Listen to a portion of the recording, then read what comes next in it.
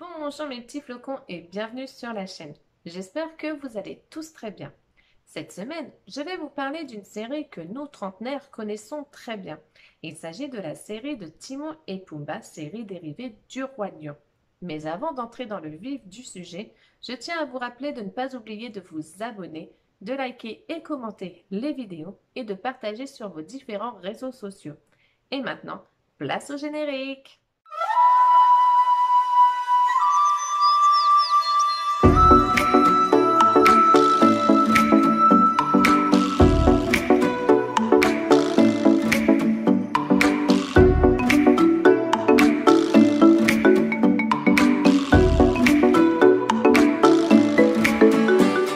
La série Timon et Pumba est une série humoristique produite par la Walt Disney Television Animation, du moins pour les 2 premières saisons.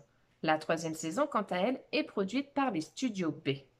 En France, la saison débute le 7 mars 1998 sur TF1 dans le Disney Club. Elle comporte au total 85 épisodes. Autrement dit, c'est la saison avec le plus grand nombre d'épisodes. Les épisodes se composent de 22 minutes segmentées en 11 secondes chacune. Par moment, il se peut que dans un épisode, vous ayez un vidéoclip musical, ce qui fait que du coup, l'épisode a 3 segments. On considère que l'épisode pilote de cette série est le film d'animation du Roi Lion. Cette série a été réalisée par plusieurs studios d'animation étrangers. Il faut savoir que de base, la série ne devait comporter que 2 saisons. Cependant, une 3e saison a été commandée en raison de la forte demande du public. Du coup, un nouvel ensemble de scénaristes producteurs ont été engagés, mais surtout, un nouveau studio d'animation a été engagé également. Il s'agit du studio canadien Studio B Productions. Cette série a été créée pour bien sûr rester dans le buzz qu'était le Roi Lion à l'époque, mais également parce que le duo des 2 personnages a eu un immense succès auprès du jeune public. Du coup, Gary Grisel, qui était alors président de la Walt Disney Television Animation, a décidé de créer une série sur les 2 personnages. La série se déroule principalement après les événements du premier film, bien que certains épisodes se déroulent avant ou pendant le premier film.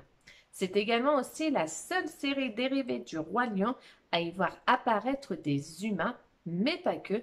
Certains épisodes plus fantastiques, on peut voir apparaître des créatures mythiques, voire magiques, et parfois les personnages sont eux-mêmes ombragés par celles-ci.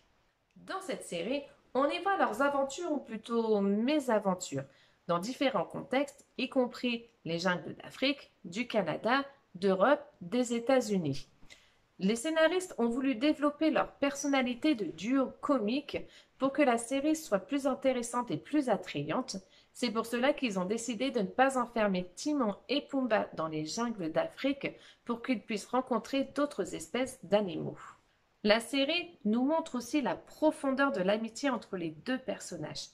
Bien que la série se concentre sur Timon et Pumba, 4 épisodes se concentrent respectivement sur Rafiki, les hyènes, et 2 épisodes se concentrent sur l'histoire de Zazu. Comme la série La Petite Sirène, la série de Timon et Pumba a eu droit à son lot de marketing avec des liens comme par exemple Burger King, KFC entre autres. Contrairement aux films de Roi Lion qui sont sortis en DVD depuis bien longtemps, la série de Timon et Pumba n'est sortie que en VHS à l'époque. Elle n'a jamais eu de sortie DVD et elle a disparu des écrans de télévision pendant un certain moment. On ne sait pas vraiment pourquoi, mais du coup depuis 2019, on peut retrouver la série sur Disney+. Voilà mes petits flocons pour la petite série de Timon et Pumba. Alors personnellement, je vous conseille de regarder cette série si vous ne connaissez absolument pas. Comme je vous l'ai dit, elle est disponible sur Disney+. Et franchement, c'est vraiment une série comique. C'est vraiment différent de la garde du Roi Lion, même si dans la garde du Roi Lion, on rigole quand même. Mais là, c'est vraiment humoristique du début à la fin. Et personnellement, je ne peux que vous recommander de regarder cette série. Du coup, je vous laisse avec l'extrait vidéo de la semaine prochaine. Et en attendant, je vous fais des bisous, je vous souhaite une bonne journée et je vous dis Petit 2. ciao! Pour la version française. Le doublage des personnages pour cet opus sont le même que le second doublage du premier opus. Mais ce doublage a été quelque peu contesté, en grande partie à cause de l'éviction de M. Henri Salvador pour Christophe Péroux.